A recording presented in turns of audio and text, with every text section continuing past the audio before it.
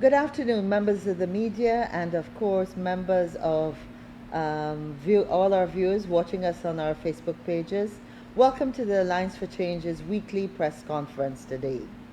I'm happy to say that at our table, our head table today, I've got Laura, who of course is our advisor one of our advisors on Indigenous Affairs, and then of course Member of Parliament Ricky Ramsaroop, Member of Parliament Jaritha Fanans, Executive Member of the Youth for Change Group Dylan Mohammed, and Member of Parliament Beverly Alert. I am Kathy Hughes. I want to start by giving our statement on a very special day today is, and that is the International Day for the Elimination of Racial Discrimination. The Alliance for Change stands in unwavering solidarity with all Guyanese and people across the world in observing International Day for the Elimination of Racial Discrimination. This day serves as a day for the elimination of racial discrimination and a powerful reminder of the need to reject all forms of racial injustice and to work tirelessly towards a future where equity, equality, respect, and unity prevail. In Guyana, racial discrimination continues to take place in a subtle manner, affecting lives, limiting opportunities, and undermining our national unity. It remains a painful reality that must be confronted with honesty, courage, and collective action. The Alliance for Change AFC believes that no Guyanese should ever feel marginalized or treated unfairly because of their race or ethnicity. We note that persons of a particular hue are singled out for attack whenever they criticize the government. We must commit to ending discrimination in all its forms, whether in employment, education, governance, or in daily life. We recognize that racial discrimination cannot be eliminated when justice is denied. We remind that the investigation into the heinous murder of the Henry Boyce continues to languish. The Vice President owes this nation an apology with respect to the derogatory term he used to describe our First Peoples. And most recently, the statements made by the Minister of Labour that promotes unacceptable racial stereotypes is of grave concern. The AFC remains committed to the principles of our motto: one people, one nation, one destiny, where every person, regardless of race, background, or belief, has an opportunity to thrive. Thank you. I'd like to go straight to my colleague in Parliament, Member of Parliament Beverly Alert, for her statement on the situation at GECOM. Beverly. Thank you, Kathy. And to say that there can be no excuses now. It is clear that the Guyana Elections Commission is in disarray. Its legal officer is of the opinion that one ballot should be used for general elections and a separate ballot for regional elections. On the other hand, the Chief Executive Officer is saying this does not represent his position as the CEO of GECOM. At the heart of the matter is the residency requirement for electors. This is especially for voting for regional representatives. Recall that the PPP revised the Representation of the People's Act in 2022, making it very easy for someone to be registered.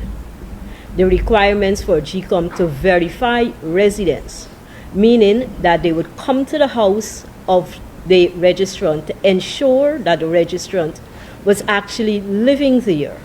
That was changed to simply having to verify your address, meaning that to be registered at any address, all you have to do is to state an address.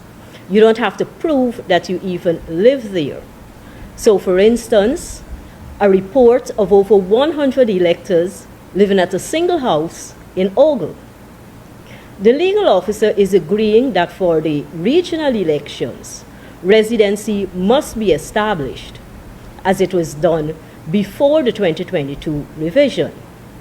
This means that persons registered under the new ROPA or the revised ROPA should be registered again, and checks made to confirm that the applicant for registration actually lives at the stated address.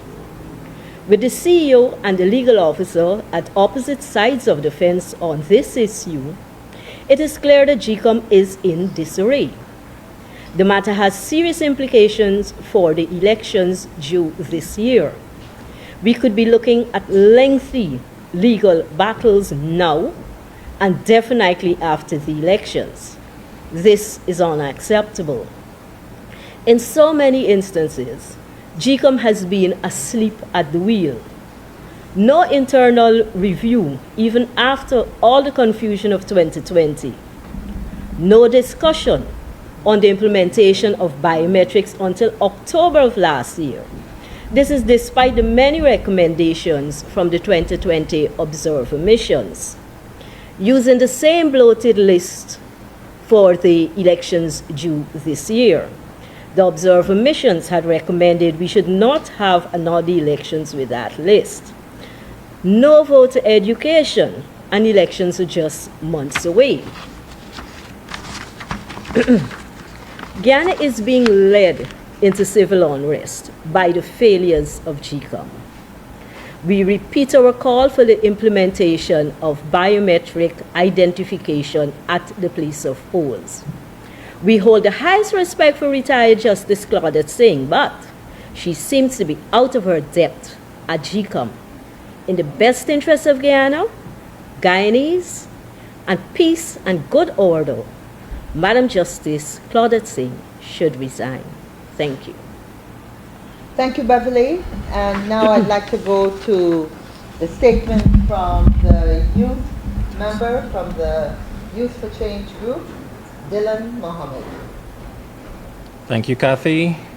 Members of the press, our statement on the unethical practices in land allocation by the Ministry of Housing goes: it has come to the attention of the Youth for Change that the Ministry of Housing is actively collecting money from citizens under the pretense of allocating plots of land, yet failing to fulfill these commitments. This practice is not only unjust, but also a blatant abuse of public trust.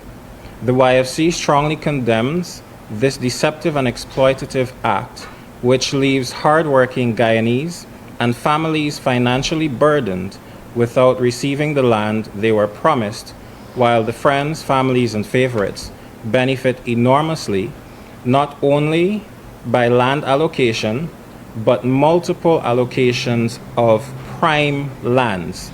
Such actions undermine confidence in public institutions and contribute to a culture of corruption and mismanagement. We have had 3 cases in particular, 2 from Providence and 1 from Berbice, and we can get into the details of those cases later on. We call on the Ministry of Housing to immediately halt this unethical practice, provide full transparency regarding land allocations, and ensure that all affected citizens either receive their promised lots or are refunded in full. Furthermore, we urge the relevant authorities to launch an independent investigation into this matter and hold accountable those responsible for these dishonest practices. Citizens deserve honesty, fairness, and accountability from their government, and we will not stand by while their rights are being violated. Thank you, Dylan Mohammed. And now I will invite Member of Parliament, Dorita Finance, to make her statement on the GOAL project. Good afternoon, folks. My first statement is actually going to be a statement concerning comments made by the Minister of Labor, Joseph Hamilton, and then I'll move on to my statement on Gold Scholarship. My first statement reads, Statement on Minister of Labor's encouragement of employing undocumented persons. The Minister of Labor, Joseph Hamilton, recently spoke about the Guyana government no longer being able to delay the introduction of migrant labor into Guyana. In his comments, the minister made reference to a food business that employs undocumented labor and how he assured the business owner that he, as minister with responsibility for labor, will not act on the fact that the business is employing undocumented migrants. It is deeply concerning and irresponsible for the Minister of Labor to openly encourage business owners to employ undocumented individuals, particularly in sectors that require strict adherence to health and safety regulations. His statement not only undermines the rule of law, but also poses significant risk to public health and safety. In Guyana, all food handlers are required by law to obtain food handlers certificates, which ensure that individuals working in this sector are trained in proper hygiene practices and food safety protocols. These regulations are in place to protect consumers from foodborne illnesses and to maintain high standards of public health. By boasting about protecting undocumented persons who lack such essential documentation, the Minister of Labor is effectively endorsing practices that circumvent these critical safeguards. The minister's actions send a troubling message that undermines the integrity of our labor laws and regulatory frameworks.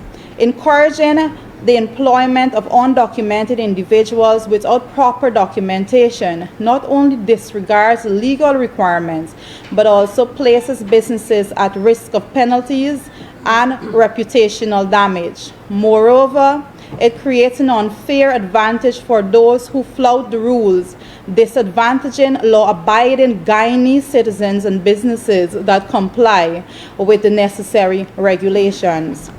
While compassion and support for vulnerable individuals are important, these efforts must be balanced with the need to uphold the law and protect public health.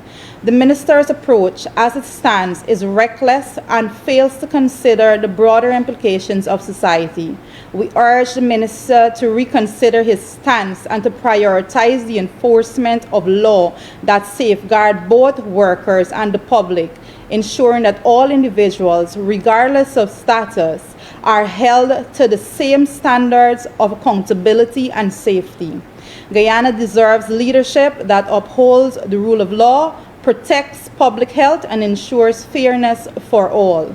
The minister's current position falls short of these principles and must be addressed with urgency. I will move on to my statement. As I continue today, allow me to read a statement by the Alliance for Change regarding demanding a forensic audit of the Gold Scholarship Program. The Alliance for Change is calling for an immediate and comprehensive forensic audit into the administration and execution of the Gold Scholarship Program. This demand is fueled by the mounting evidence of corruption, mismanagement, and lack of transparency that has plagued the program from its inception, resulting in wasted time, dashed hopes, and squandered opportunities for many Guyanese students who enrolled in the programs. The Gold Scholarship Program was touted as a transformative initiative to provide educational opportunity for Guyanese citizens. However, it has become increasingly clear that the program has been marred by gross inefficiencies and malfeasance. Reports have surfaced of students being enrolled in programs that lack credibility, accreditation, or proper oversight in handling of public funds is unacceptable and demands immediate investigation. The AFC firmly believes that Guyanese people deserves better. The AFC further demands the following: Number one, a thorough and independent forensic audit must be conducted to uncover the full extent of the mismanagement, corruption, and misuse of funds within the Gold Scholarship Program. This audit must be transparent and its findings must be made public. Number two, those responsible for the mismanagement and corruption within the program must be held accountable. This includes individuals within the government and any external entities that may have been complicit in these actions. Number three, students who were misled and disadvantaged by this poorly executed program must be provided with viable alternatives to continue their education. Their time, effort, and aspirations must not be in vain. Number four, mechanisms must be put in place to ensure that public funds are used responsibly and transparently in the future. This blatant misuse of taxpayers' money is a betrayal of the public trust and cannot be tolerated. The Gold Scholarship Program is a symbol of failure and corruption under the PPP administration. The AFC stands with the people of Guyana in demanding justice, accountability, and a commitment to restoring integrity to our nation's educational and financial system. We urge all Guyanese to join with us in this call for transparency and accountability. The future of our students and proper use of public funds must not be sacrificed for the sake of political expediency or personal gain. The time for action is now. I thank you. Thank you very much, Zurita, and we'll be going to Laura George for her presentation. Thank you, Kathy. I will be reading or making a statement on yesterday's fiasco of a national textbook that is being used, that has been withdrawn since. The Alliance for Change is deeply disturbed at the fiasco surrounding the contents of a national learning resource titled Guyanese Around the World, Social Studies Grade 3. This textbook, earmarked for 8-year-old children throughout primary schools in Guyana, which was cited to contain inaccurate information, in particular to a page that focused on Chinese landing in Region 1 and caused an uproar on social media.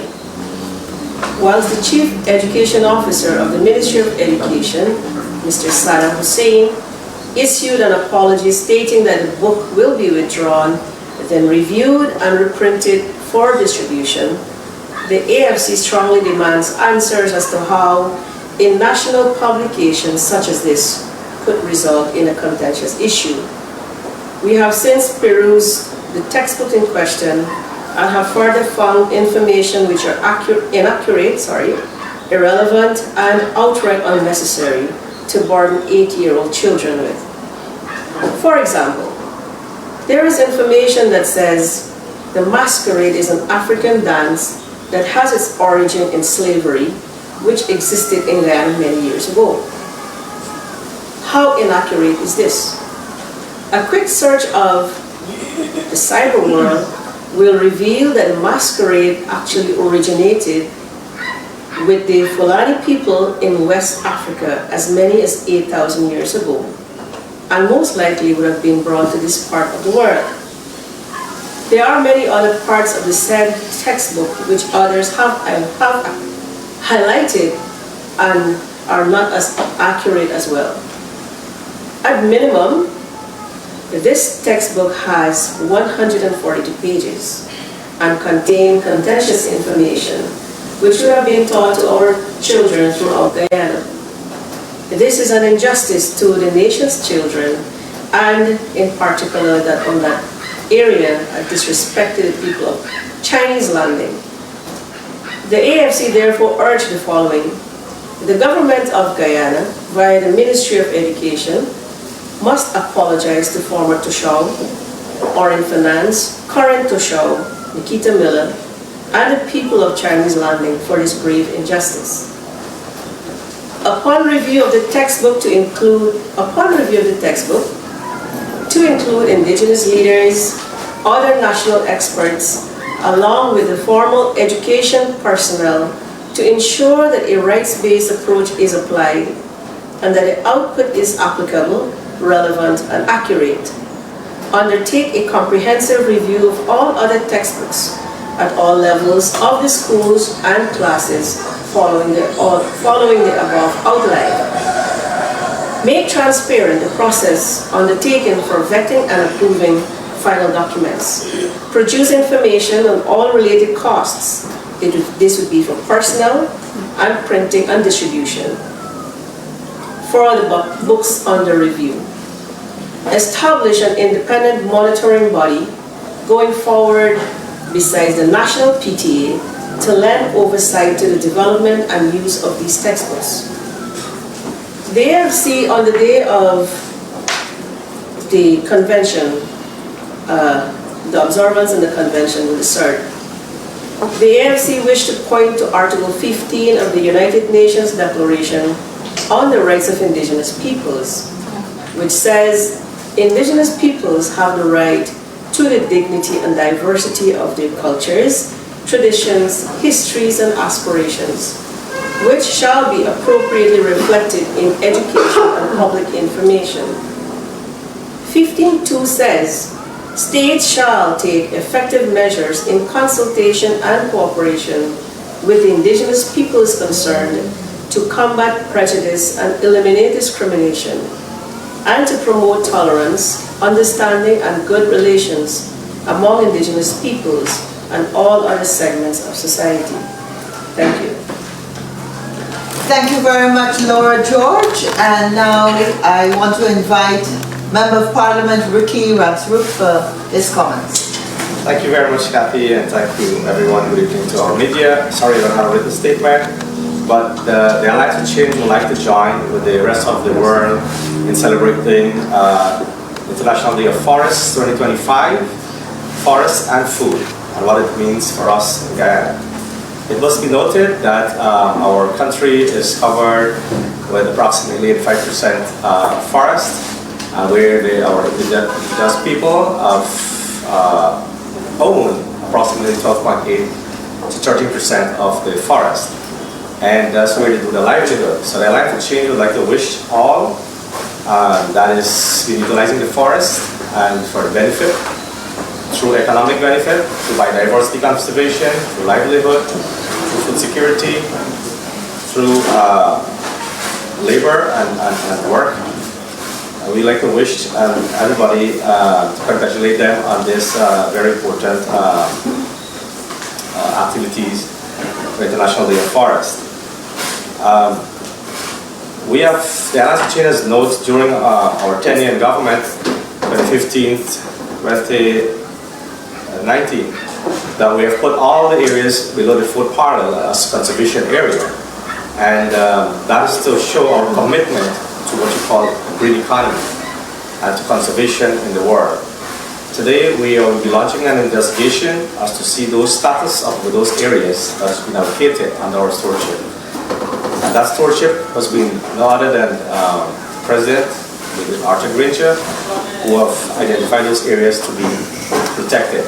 And that is where we have garnered the additional money that was stocked by Norwegians, over $80 million US, and we managed to gather those money when we were in government. So I'd like to take the final opportunity to join our folks around the world and in Guyana to wish them a happy International Day of Forest. Thank you. Thank you very much, Ricky Ramsrup. And with that, I do want to end our formal presentations. Members of the media, please, if you have any questions, now is the time to ask them.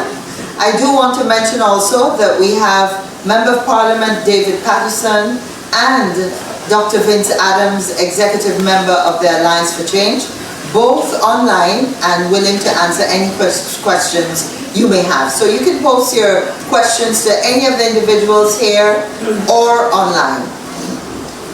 If you would identify yourself, usual procedure, and use the raise hand function, we can start that section. Thank you.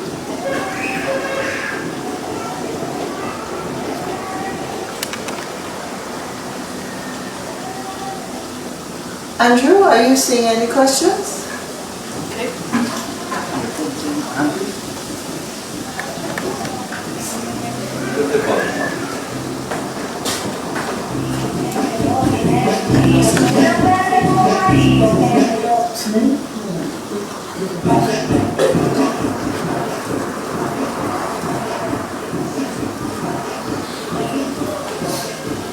Sorry, Adam, we're now working out. Adam, would you start again, please?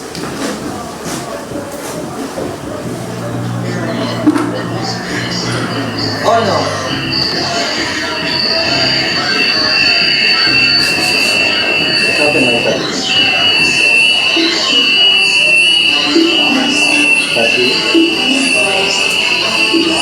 I'm here.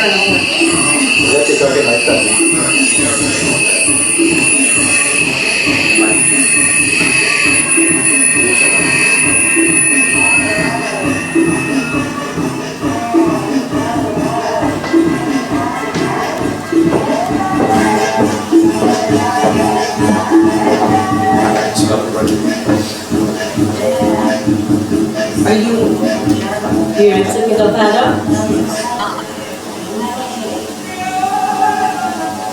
Andrew, are you hearing the question? I don't know. Put on your headphones or something. I can hear now. Please repeat. Sorry, Adam, apologies. Is there an Repeat the question? Yeah. I was saying that I wanted to ask Ms. Fernandez about her statement on a comment made by Labor Minister Joe Hamilton. Now, he said that it's free for anybody to employ undocumented immigrants or aliens, call them what you like. What does the law say about undocumented people working in Guyana? And is Mr. Hamilton therefore stepping outside of the ambit of the law?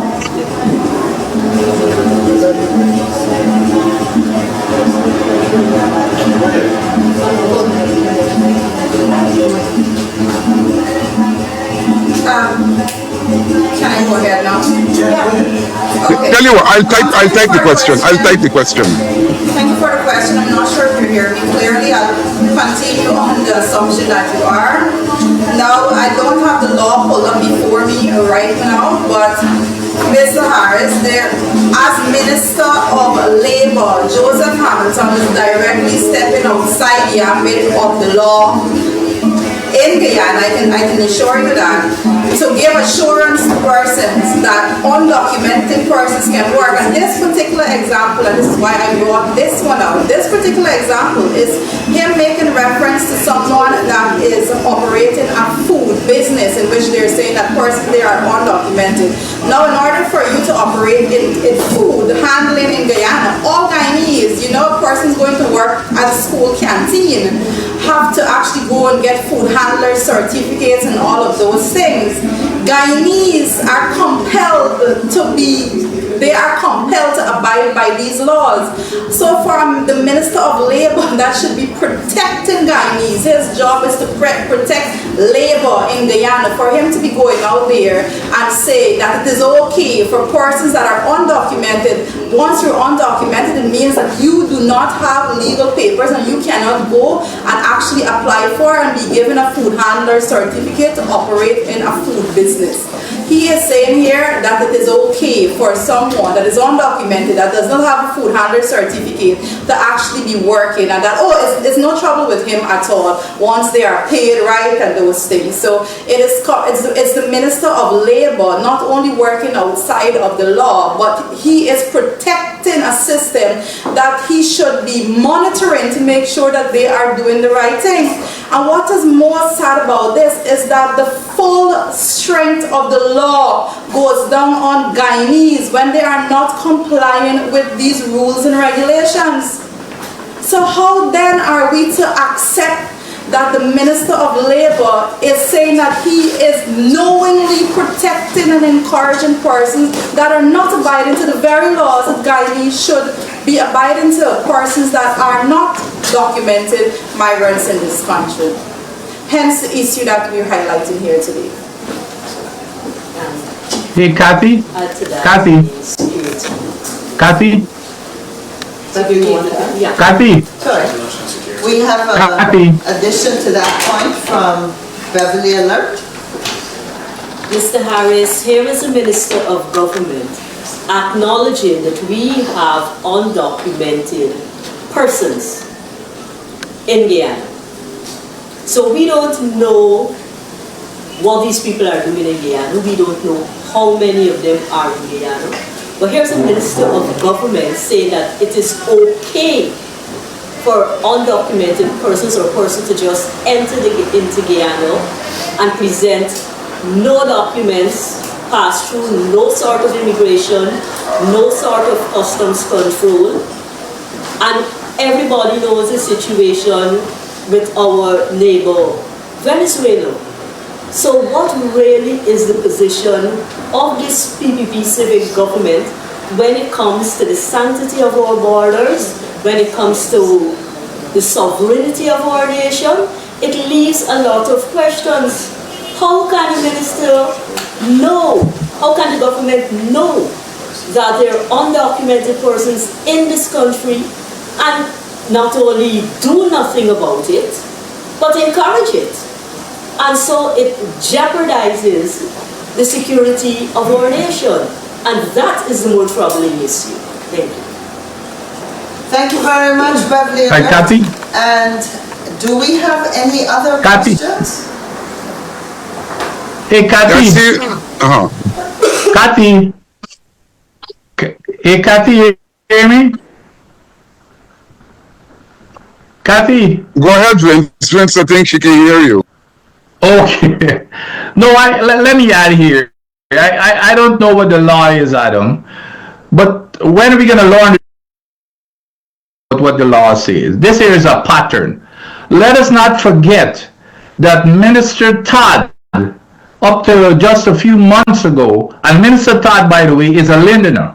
And did you remember what he said about the same type of situation with Venezuelans coming in and getting jobs, and the local Londoners weren't getting jobs? He said that Londoners were lazy and they were charging a higher price for their labor than the Venezuelans are. So this here is not about the law. This here is a pattern that we're dealing with here, that this is cheap labor. And maybe other things involved. The politics of it may be involved too. But the minister Todd, by his own words, says that this here is all about cheap labor and about basically Guyanese being lazy and we don't want to work. That's what this is about. To me, it has nothing to do with the law. They don't care about the law, as we can tell, as we can see from their practices. Sorry, it brings one thing back to mind. Now, generally, illegal aliens, illegal immigrants, call them what you like, once found are. Can I expect that situation will come to an end, or has come to an end based on the statements recently made? Members of the media, thank you for your patience. Adam was asking a second question, I think, Adam. Can you hear me now clearly? And the situation looks much better. Based on the answer Doretta gave, and it was rather comprehensive, although I missed a lot of it, I am asking, generally if an undocumented alien is seen or is found, that person is detained, passed before the courts, and deported. Can I now conclude that that's all old history, that it's not going to happen? You can just walk about and be how you want to be? Question once again, and there is a law and then there is what is enforced by law. And in Guyana, what is written in law does not necessarily translate into what is enforced by law. I say that, and I can give you my own personal experiences. Guyanese, as it stands right now, are harassed more than migrants that are undocumented. The law does not seem to be concerned very much about undocumented individuals.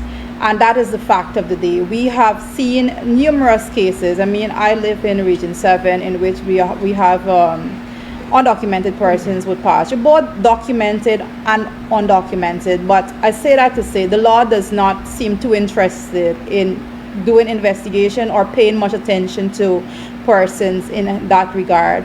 As it stands right now, the law is not utilized to the benefit of Guyanese, but the law seems to be working more so against the best interests of Guyanese. And I want to add, before we move on, Adam, that the comments made by the Minister of Labor, I only dealt with the part of the undocumented migrants. However, it was more horrible, if I can use that word, because the minister further went on to speak about Guyanese not wanting to work. He was very disrespectful to Guyanese workers. He went on to say Guyanese workers, after going to Vibes Cartel and Born Boy, wouldn't show up to work for the next 2 days. I find it to be the highest level of disrespect, and the fact that it's coming from none other than the Minister of Labor spells a lot out for Guyanese. It is beyond me that the Minister of Labor that sits on the government that only recently had Vibes Cartel here himself, only recently that very minister that is in the PPP government would go out and insult Guyanese workers, saying that after they go to Vibes Cartel show, they would not turn up to work for the next 2 days. This is the height of disrespect which Guyanese workers are facing by none other than the Minister of Labor, someone that should be protecting labor rights in our country, not abusing them by these vile remarks that was made. So it is a much bigger issue that was made within a 2 minute of comments by that minister.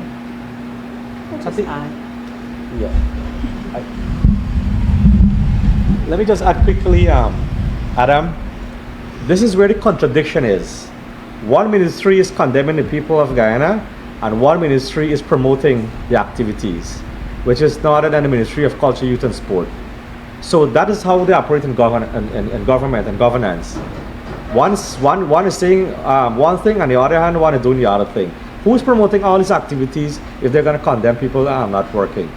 They're the one. We've seen all the most entertainment they have, the most drinking, driving. If you look at the statistics, the most road accidents.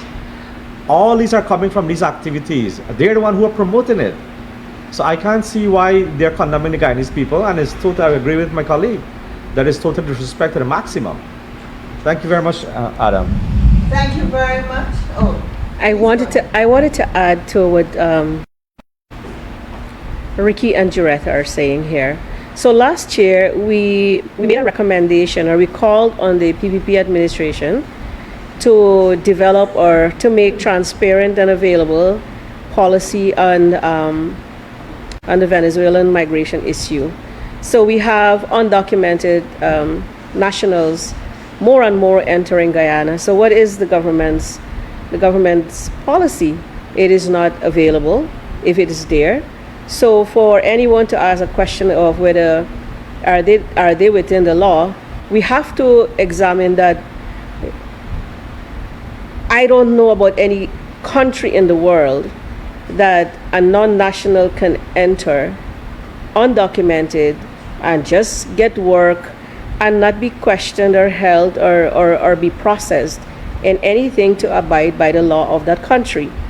But if this is the statement that a minister of the government makes, then you are correct in asking, is it now that we are not within the law? We are just a lawless country, or sorry, the administration is promoting lawlessness.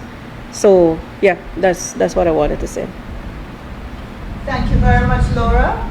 Any other questions coming from our members in the media?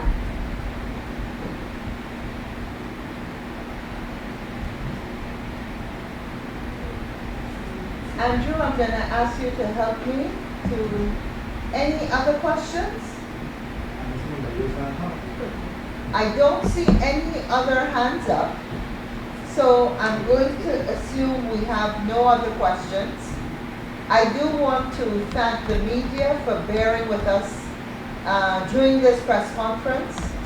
We regret to inform again that in the fastest growing economy in the world that has 2 power ships and extra 18 power, billion. we had, and spending billions of dollars, we, like most citizens of Guyana, experienced power outage during our press conference. Members of the media, thank you very much for joining us. Have a safe and productive weekend, and we see you next week, same time.